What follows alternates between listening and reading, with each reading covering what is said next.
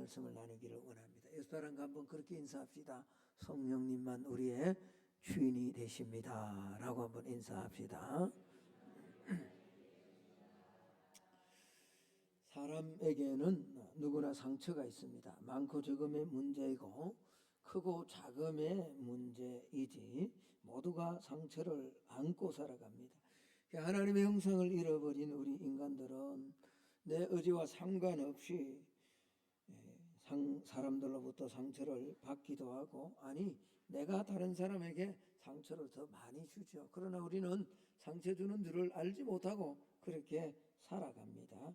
그런데 문제는 많은 세월이 흐름에도 불구하고 이 상처가 쉽게 회복되지 않는 경우가 많이 있다라는 겁니다. 여러분, 상처가 뭐예요? 상처는 부정적인 사건이 내 마음속에 머물러 떠나지 않는 상태, 고쳐지지 않고 여전히 있는 상태, 이게 상처입니다. 그래서 언제 상처를 받느냐? 내가 아끼고 소중하게 여기는 무엇인가가 사라질 때, 또 누군가 나를 무시하고 인격적 수모를 당할 때, 또 내가 사람을 믿지 말라 그랬잖아요. 그럼에도 불구하고 우리가 믿거든요. 이렇게 믿었던 그 사람으로부터 배신을 당할 때 아주 회복되지 않는 상처를 가슴에 품고 사람들이 살아갑니다. 그래서 우리가 살아가는 이 현대는 너무나 많은 사람들이 상처로 말미암는 질병으로 고통을 당합니다. 상처 때문에 우울증에 걸리고요, 상처 때문에 그게 스트레스가 되어서 암에 걸리고, 상처 때문에 고혈압, 당뇨 고생하는 이런 사람들이 너무너무 많이 있다라는 겁니다. 어쩌면 오늘 예배드리는 우리 가운데도 분명히 오늘 이 말씀을 주시는 것은 누군가는 이런 문제에 고민하고 있기 때문에, 고통하고 있기 때문에 하나님이 이 말씀을 주시는지 모릅니다. 오늘 이 본문은 상처에 대해서 다루고 있습니다. 왕이었습니다. 이스라엘의 초대 왕이었던 사울, 그가 상처받음으로 어떻게 인생이 파괴되는가를 보여주고 있습니다. 오늘 본문을 통해서 언제 상처를 받게 되는지, 그리고 상처가 그 인생의 주인이 되었을 때 어떤 일이 일어나는지, 그리고 어떻게 하면 이 상처가 내 인생의 주인이 되지 못하게 하는지를 한번 살펴보면서 은혜를 나누기를 원합니다. 오늘 본문은 이스라엘 백성들이 블레셋과 전쟁에서 승리하고 돌아올 때 이스라엘 여인들이 나와 환영하는 모습으로 시작을 합니다. 6절 말씀을 한번 보겠습니다. 제가 읽습니다. 무리가 돌아올 때 곧 다윗이 블레셋 사람을 죽이고 돌아올 때에 여인들이 이스라엘 모든 성에서 나와서 노래하며 춤추며 서고와 경세를 가지고 왕 사울을 환영하는데, 그렇습니다. 통상적으로 전쟁에서 승리하고 군인들이 돌아오면 여인들이 다 나와 환영하게 되어져 있습니다. 그런데 오늘 보면 본문의 여인들은 일반적인 환영과 더 달리 대단한 환영을 합니다. 오늘 본문의 6절에 그렇게 말씀하고 있죠. 이스라엘의 모든 성에서 나왔다. 노래하며 춤을 추었다. 서고와 경세를 가지고, 이 서고는 탬버린입니다. 탬버린. 그런데 경세라는 말은 이게 셋이라는 말이거든요. 어쩌면 세 줄로 켜는 무슨 현악기인지 아니면 삼각형으로 된 악기인지 정확하게 알 수가 없습니다. 어쨌든 이런 악기들을 동원해서 노래하며 춤추며, 오늘 7절 전반들을 한번 보니까 이렇게 말합니다. 7절을 보십시오. 여인들이 어떻게 하며요? 뛰놀며 노래하며 그렇게 환영을 했습니다. 그러니까 온 도시가, 이 예루살렘이 막 거대한 축제의 도시가 되었음을 알 수가 있는 거죠. 여러분, 왜 여인들이 이토록 환영하고 이토록 춤을 출까요? 이토록 기뻐했을까요? 그건 다름이 아닙니다. 엄청난 전쟁에서 승리했기 때문에 그렇습니다. 하나님의 이름을 모독하던 거인 블레셋의 거장 골리앗을 다윗이 무너뜨렸잖아요. 이 블레셋은 이스라엘의 오랜 적국입니다. 그런데 그 대적으로부터 승리하고 돌아오는 거죠. 또 한편 뭐죠? 이 이스라엘을 대적하는 블레셋과 싸울 수 있는 장수 다윗이 등장했기 때문에 어쩌면 이렇게 기뻐하고 노래하는지 모릅니다. 환영의 열기가 고조되어 가자 많은 여인들이 노래를 부르기 시작합니다. 그런데 오늘 이 7절에 시작하는 이 노래가 비극의 서막이 되고 말았다, 비극의 발단이 되고 말았다라는 겁니다. 7절을 한번 볼까요? 제가 다시 한번 읽겠습니다. 여인들이 뛰놀며 노래하여 이르되, 같이 한번 읽을까요? 시작. 사울의 죽인 자는 천천히요 다윗은 만만이로다 한지라. 여러분, 이 노래를 부를 때 왕이 이 노래를 들었습니다. 이 사울 왕이 들었을 때 마음이 어땠을까요? 사실 이 자리가 어떤 자리입니까? 6절에서 이야기하잖아요. 6절 하반절에 누구를 환영하기 위해서? 다윗을 환영하기 위해서? 사울을 환영하기 위해서잖아요. 예, 사울을 환영하기 위해서 이렇게 지금 이 잔치가 벌어졌는데, 그런데 정작 사울 왕이 듣는 그곳에서 사울이 죽인 자는 천천히고 다윗이 죽인 자는 만만이다라고 이렇게 노래하니 사울이 별로 기분이 좋을 리가 없겠죠. 그러니까 8절을 한번 볼까요? 이렇게 기록합니다. 8절입니다. 사울이 그 말에 불쾌하여 심히 노하여 이르되, 다윗에게는 만만을 돌리고 내게는 천천만 돌리니 그가 더 얻을 것이 나라밖에 무엇이냐 하고, 사울이 이 말을 듣고 뭐죠? 굉장히 불쾌했다라는 겁니다. 그리고 심히 노했다. 여러분, 불쾌했다는 말이 무슨 말일까요? 감정이 상했다는 말입니다. 감정이 상했다는 말은 다른 말로 하면 사울의 심령에 지금 상처가 자리 잡았다라는 그런 말입니다. 상처가 자리 잡았다. 여러분, 인간적으로 한번 생각해보면, 언뜻 생각해보면 사울이 그럴 수도 있죠. 자기가 왕이고 나를 지금 환영해주기 위해서 나온 자리인데 어떻게 이럴 수가 있을까? 그러나 조금만 더 깊이 한번 생각해 볼까요? 사울이 불쾌하거나 상처받을 사실은 이유가 하나도 없을 수도 있습니다. 왜 그렇습니까? 만일 다윗이 그 골리앗과 전쟁에서, 블레셋과 전쟁에서 승리하지 못했다면 가장 먼저 어쩌면 포로가 되어 눈이 뽑혀서 블레셋에 사로잡혀 가야 될 사람이 누굴까요? 사울입니다. 사울. 고대는 그렇잖아요. 전쟁에서 지면 그 수장이 잡혀서 적국의 포로가 되어가서 목숨을 잃거든요.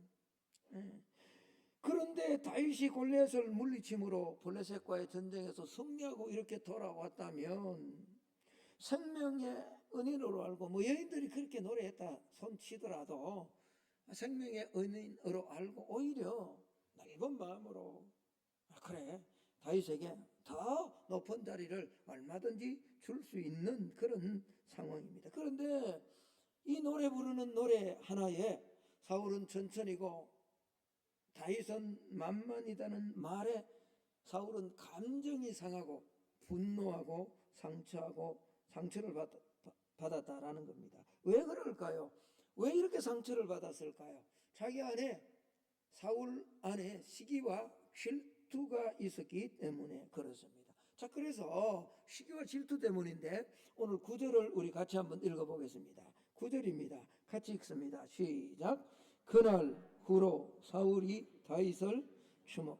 사실요, 이 주목이라는 말, 이 말은 그냥 보았다라는 말이 아니라 영어로 보면 keep a jealous eye on 이라는 말이에요. 그러니까 질투, 시기의 눈으로 그냥 keep on, 지켜보았다, 계속 지켜보았다라는 그런 말입니다. 사실 이전까지만 해도 사울은 비교적 괜찮은 사람이었습니다. 사울은 하나님으로부터 왕으로 선택받은 그런 왕이었잖아요. 인간적이고 하나님이 찾을 때 항구 뒤에 숨을 그런 겸손한 그런 사람, 예의 바른 사람이었습니다. 그런데 오늘 이 일로 말미암아 사울은 상처를 받고 완전히 다른 삶을 살아갑니다. 하나님 앞에 완전히 다른 삶을 살아가게 된다라는 겁니다. 여러분, 오늘 이 주목하였다라는 말, 조금 전에 말씀드렸던 것처럼 의심의 눈으로 계속 그 사람을 이렇게 지켜보는 이 주목, 이게 얼마나 무서운가. 여러분, 이 후부터는 다윗이 어디 있든지 상관없습니다. 늘 사울의 머릿속에는 뭐가, 누가 자리 잡느냐, 다윗이 자리 잡기 시작하는 거예요. 그 사람이 어디에 있든지 상관없이 그 사람이 하는 모든 일이 자기의 관심사가 되는 거죠. 여러분, 이게 무서운 거예요. 이게 질투와 시기가 자리 잡기 시작한 사람의 심령 가운데 악한 영이 작동하는 악한 영의 파괴 방식입니다. 부부 간에요, 상처가 있어서 질투와 의심의 눈으로 고정되기 시작하면요, 그때 나타나는 게 뭐예요? 어부증이잖아요. 어처증이잖아요. 제가 아는 한 사람은요,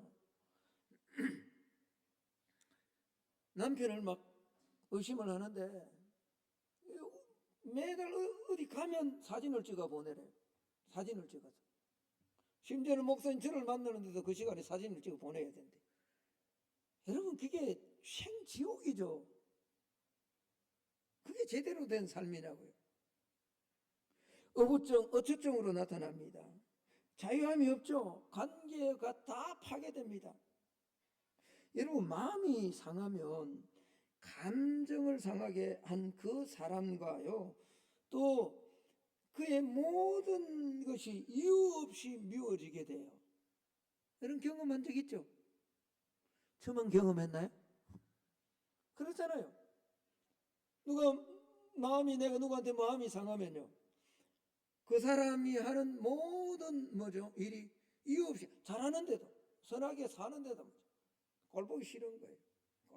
어쩌면 오늘 한국 사회가 지금 막 이렇게 하는 게 그건지 몰라요. 잘하는 것이 있는데 그거 그건 속 빼버려. 그냥 못하는 것만 가지고 막 공격을 하는 거죠. 여러분, 그 사람만 미워지는 게 아닙니다. 이게 얼마나 무서운가 하면요, 그 사람과 함께 있는 사람도 미워지기 시작하는 거예요. 전혀 안 그러는 것처럼 저를 쳐다본다.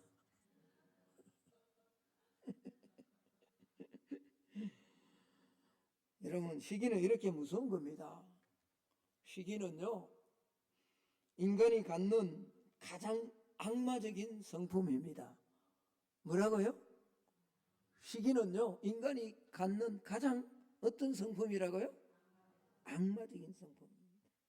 시기와 질투는 상처를 받았을 때 나타나는 현상인데, 시기가 뭐냐 하면요, 한번 보여주세요. 시기는 내가 못 가졌기 때문에 그걸 가지려고 하는, 소유하려고 하는 이기적인 욕망이 뭐라고요? 시기예요. 그럼 질투는요? 질투는 내가 받아야 마땅한 무언가를, 사랑이든지 물건이든지 상급이든지, 이게 남에게 같다라고 생각하고 느껴질 때 내 안에 자리 잡는 불편한 감정. 무슨 말씀 이해돼요? 당연히 내가 받아야 되는데 나한테는 안 오고 다른 사람에게, 그때 느끼는 그 감정, 불편한 감정이 뭐라고요? 질투예요.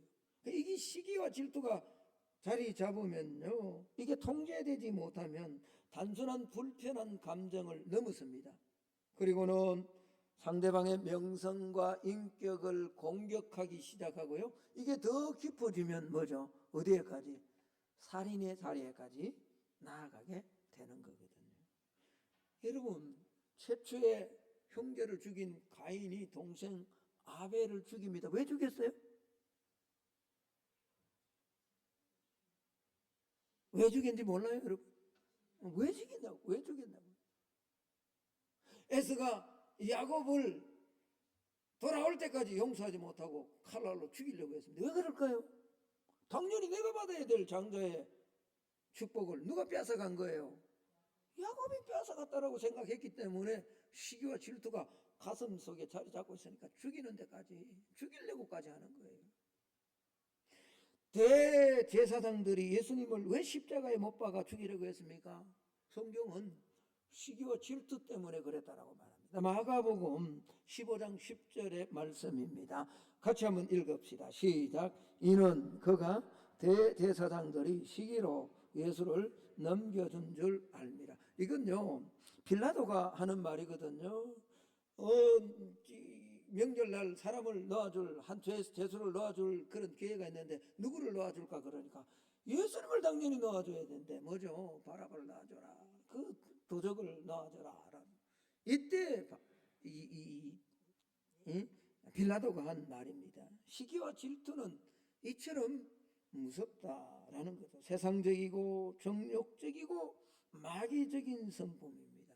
사울이 왜 상처를 받았냐고요? 사실요, 모든 사람이 다 상처를 받는 건 아닙니다. 어떤 사람은 상처를 받아도 그 상처에 매임을 당하지 않고 살아가는데, 어떤 사람은 평생 거기에 묶여가지고 거기에 매여가지고 진리 안에 예수님 안에 자유함이 있는데도 그걸 뛰어넘어야 되는데 그걸 뛰어넘지 못하고 그곳에 매여서 상처가 자신의 인생의 주인이 되고 많은 삶을 살아간다. 여러분, 사울은 상처를 받았지만 다윗은 상처를 받지 않았잖아요.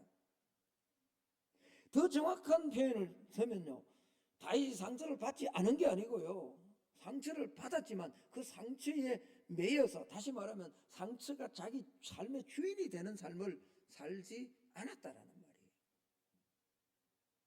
그러면 왜 사울은 이렇게 상처를 받았을까? 아니, 저와 여러분은 우리는 왜 상처를 받을까? 오늘 본문을 중심으로 짧게 한 세 가지를 살피기를 원합니다. 첫 번째는 사람이 상처를 받는 가장 큰 이유는 하나님을 멀리하기 때문에 그렇습니다. 하나님으로부터 떠나 있기 때문에 그렇습니다. 자, 12절 말씀을 우리 한번 보겠습니다. 12절 같이 한번 읽어볼까요? 시작. 여호와께서 사울을 떠나 다윗과 함께 계심으로 사울이 그를 두려워. 여러분, 떠났다. 오늘 본문에 보면 여호와께서 사울을 떠나 있다라고 표현하지만 더 정확하게 표현하면요, 여호와께서 사울을 떠난 것이 아니라 사울이 하나님을 떠난 거예요. 하나님은 저와 여러분을 떠나지 않습니다.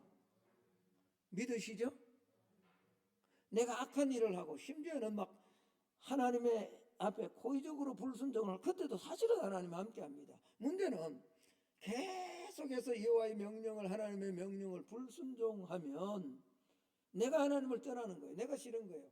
여러분, 내가 죄를 짓고 나면, 우리 교회는 뭐 넓지 않아서 그런 곳이 없습니다만 큰 교회 가면 그렇게 범죄하고 나면요, 늘 앞쪽에서 예배 드리는 사람도 설그머니 기둥 뒤로 찾아갑니다. 목사가 보기 싫은 게 아니고 보이지 않지만 여전히 보시는 하나님이 두려운 거예요. 하나님을 떠나는 거예요. 멀리. 하나님이 떠나시는 것이 아니라 사울이 하나님을 떠난 거예요. 사울이 하나님을 떠났기 때문에 하나님께서 사울과 함께 하시지 않은 거죠.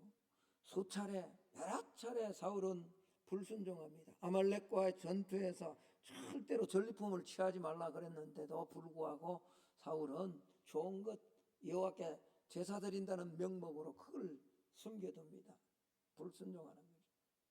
블레셋과의 전쟁에서도요, 제사는 아무리 급하고 블레셋 사람들이 다시 쳐들어오고 막 한다 할지라도 제사는 제사장만이 드려야 돼요. 자기가 왕이라고 제사를 드리면 안 돼요. 절대로 월권하지 말아야 됩니다. 그런데 사울은 뭐죠? 사무엘이 나타나지 않자 그냥 제사 드리고 말아버린다. 불순종하는 거죠. 그는 하나님의 말씀보다 자신의 생각과 기준을 가지고 인생을 살았습니다. 하나님이 나에게 무엇을 말씀하셨는가가 아니라 내 생각과 내 판단을 가지고, 그래서 하나님으로부터 멀어진 거죠. 그러니 하나님과 함께 하지 않으면요, 마음이 굉장히 두려워지고요, 마지막 결론에 말씀드립니다만 악한 영이 그를 지배하기 시작합니다. 그러면 조금만 이래도 상처를 받아. 내가 성령 한번 충만해 보십시오. 말씀을 계속 읽고 그런 상황 가운데 누가 나에게 공격해 보십시오. 상관은 제가 좀 믿음 안에서 제대로 살지 않구나, 그렇게 넘어갈 수 있어요. 그런데 내 마음이 하나님을 떠나 있으면요, 스쳐 지나가는 말로 뭐 한마디 한 게 그게 내 비수에, 내 가슴에 막 팍 와가지고는 그게 상처가 되고 마는 거예요. 하나님을 떠나 있으면 그런 거예요. 성령 충만하지 못하면 그런 거예요. 누구든지 하나님과의 사이가 멀어지면 쉽게 상처를 받습니다. 그러나 하나님과 함께하는 사람, 주의 말씀을 붙들고 사는 사람은 상처를 잘 받지 않습니다. 왜? 하나님의 말씀으로, 믿음으로 내 마음을 무장해서 방패로 삼기 때문에 그런 거죠.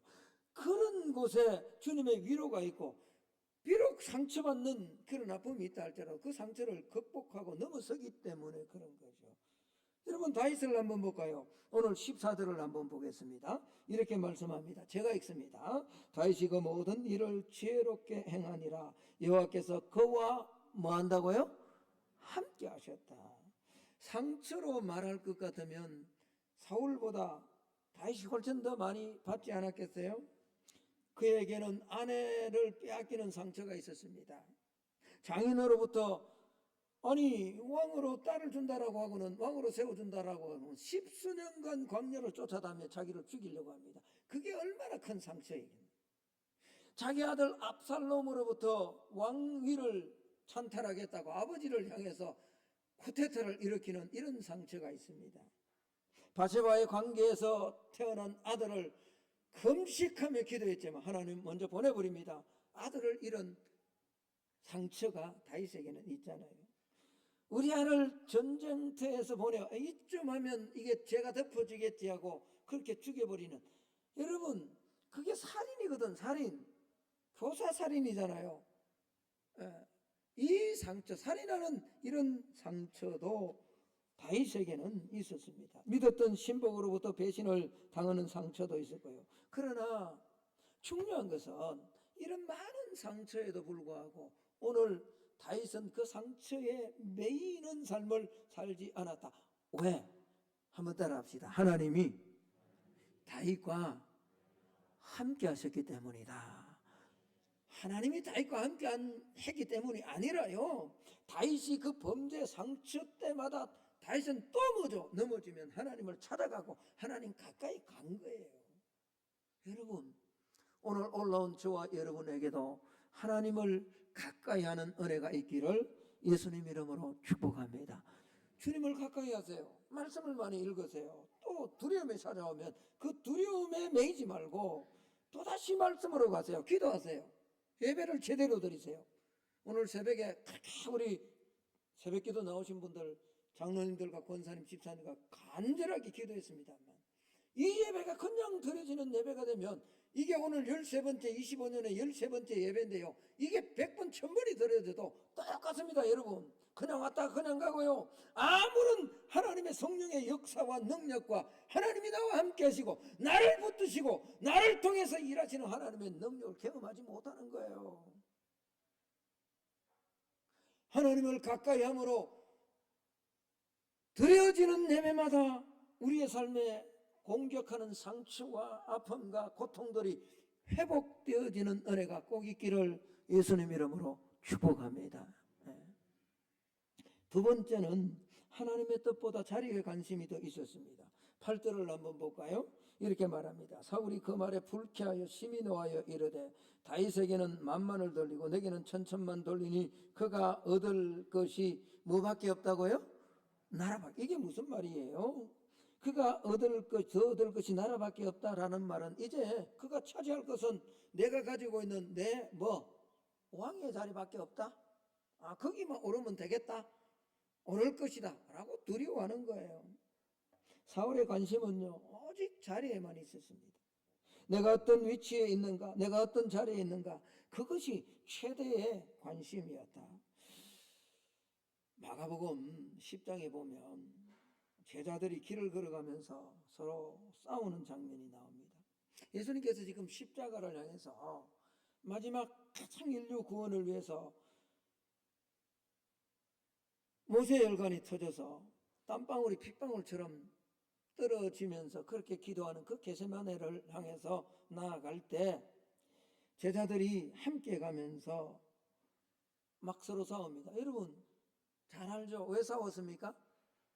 주님의 나라가 임하면 나를 우편에, 나를 좌편에 누가 큰 자리 차지하겠다는 거죠. 이것 때문에 싸웁니다.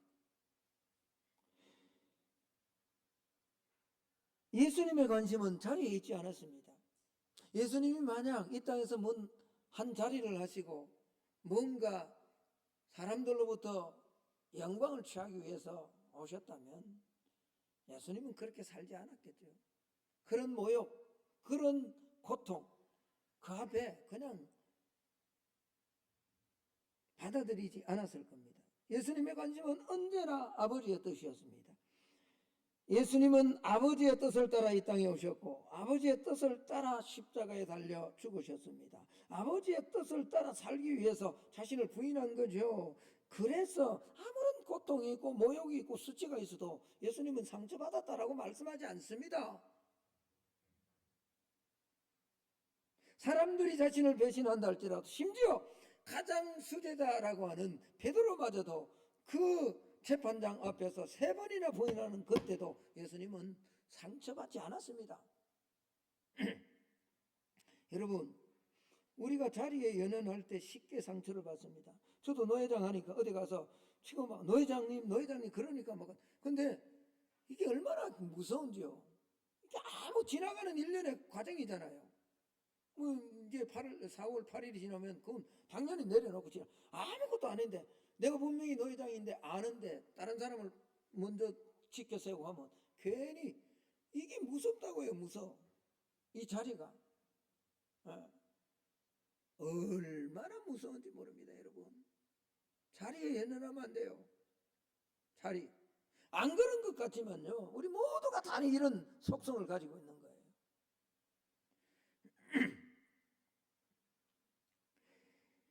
자리에 연연하게 될 때 상처와 아픔이 내 삶 속에 찾아옵니다. 자리에 대한 정욕 때문에 이런 상처가, 여러분 야고보서 사도는 이렇게 말씀합니다. 야고보서 4장 1절에서 우리 같이 한번 읽어보겠습니다. 같이 읽습니다. 시작.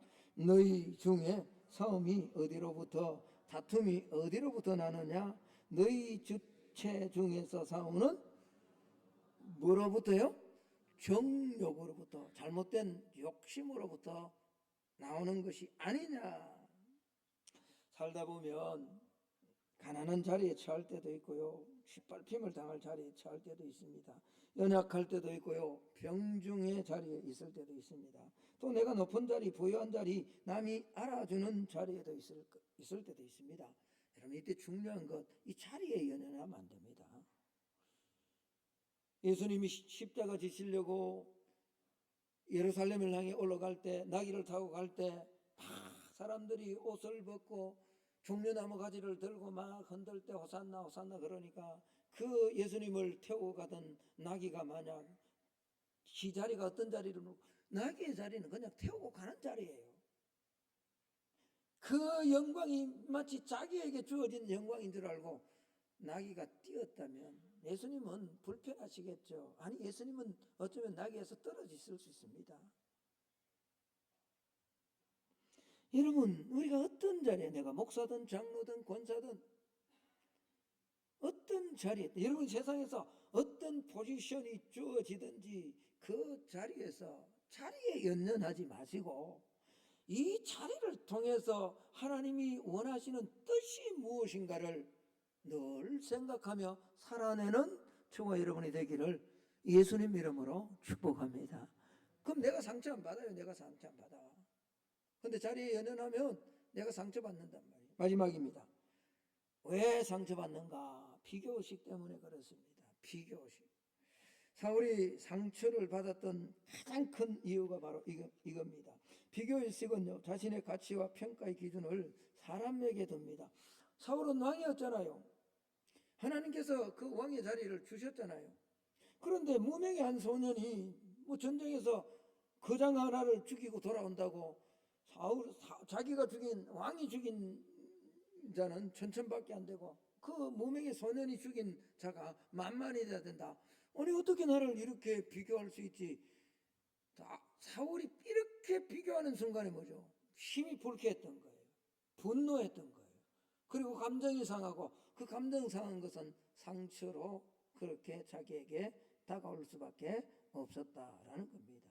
여러분, 비교의식은 사람을 불행하게 만듭니다. 비교의식은요, 나를 교만하게 하든지 아니면 비참하게 만듭니다. 제가 오늘 새벽에도 말씀드렸죠. 우리 교회는요, 저는 성만교회 목사로 하나님이 세워주셨고 성만교회 성도들 한 사람 영혼을 살리고 이 교회를 통해서 하나님이 원하시는 뜻을 이루어가는 게 하나님이 내게 주신 사명이에요. 그런데 요 건너 1km도 안 되는 모 교회는 막 부엉하고 크고 늘 그걸 여러분 내가 비교한다고 한번 생각. 내 목회는 아무런 의미가 없어지는 거예요. 그렇지 않습니다, 여러분. 우리 교회가 얼마나 하나님이 쓰시는 교회인데요. 할렐루야. 얼마나 저는 나가면 정말 여러분 자랑합니다. 우리 교회는 장로님들이 내게 무슨 이런 걸 가져가고 설교를 가져가고 시비를 걸거나 뭐 하거나 이렇게 하는 있는지는 모르겠는데 내한테 한 번도 그런 적 없거든요. 나는 그렇게 알고 있습니다. 어려워도 힘들어도 자기 것 내어놓고 교회를 위해 선진하며 달려오는 좋은 교회다고 제가 그렇게 이야기합니다. 여러분, 남들과 비교하면요 한순간에 내 안에 비참함이 찾아오든지 아니면 교만해지는 거예요. 저기 상가 있는 교회를 보고 내가 비교한다. 저 교회가 그 순간 뭐죠? 하나님이 사라져버려요. 내가 대단한 목사인 줄 그게 나를 교만하게 만드는 거죠. 무너지게 만드는 거예요. 인생을 살다 보면 성공할 수도 있고 실패할 수도 있습니다. 그럴 때 나의 성공과 실패를 다른 사람들과 비교하지 마세요. 여러분의 자녀를 남의 자녀와 비교하지 마세요. 여러분의 남편과 남의 남편을 비교하지. 남의 남편은 한번 따라합시다. 여자 성도들만 한번 따라합시다. 결혼한 성도들. 남의 남편은 아저씨예요. 아저씨. 한번 따라하세요. 아저씨다. 왜 따라 안 해요? 아저씨다.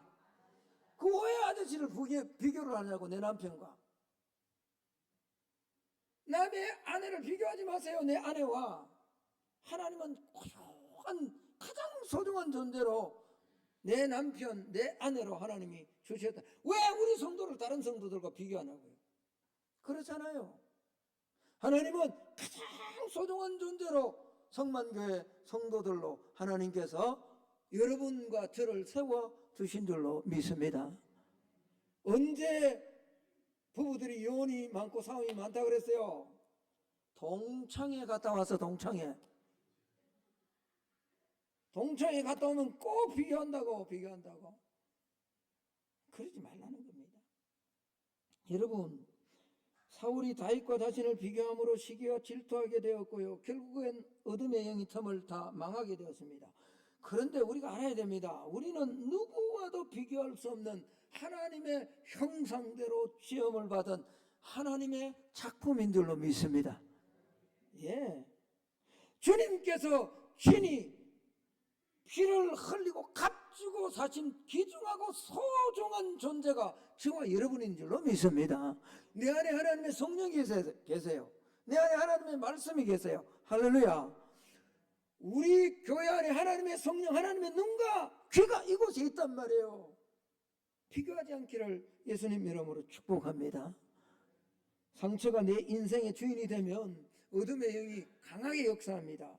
상처를 타고 어둠의 세력은 침투합니다. 악한 영이 상처를 통해서 그 사람 속에 역사하는 거죠. 10절을 한번 볼까요? 10절 앞부분.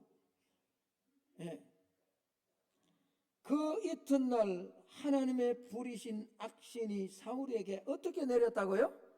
힘있게 내렸다. 이게 영어로 보면요, 강제적으로 내렸다라고 표현되어 있어요. 영어로 NIV 성경에 보면 강제적으로. 상처가 있는 사람은요, 악한 영들이 그 상처를 교두보로 삼아 그 사람을 계속 괴롭힙니다. 악한 영은 두려움의 영입니다. 두려움의 영을 가진 자는 자유함이 없습니다. 하나님의 사람도 두렵고 세상도 두렵고 지나가는 개가지도 두려운 거예요. 섭섭한 것만 생각나게 만들고요, 자기가 실패한 것만 떠오르게 만듭니다. 누가요? 악한 영이 저와 여러분의 삶 안에 자리 잡기 시작하면 외로운 것만 생각나고 미래가 불안해집니다. 그리고 남을 원망하게 만듭니다. 내 자신이 아무런 가치 없는 존재로 여겨집니다. 누가? 악신이 임할 때, 악한 영이 임할 때. 이 세상 가장 가치 없는 존재다. 그렇게 악한 영은 충동질합니다. 그리고는 뭐죠? 이렇게 사로잡힌 사람들이 대부분 마지막에는 아주 하지 말아야 할 극단적인 행동을 취하게 되는 거죠. 말씀의 결론을 맺을까 합니다. 우리는 성령의 도움으로 살아가야 됩니다. 비록 연약하고 부족할지라도 저와 여러분은 하나님의 자녀입니다.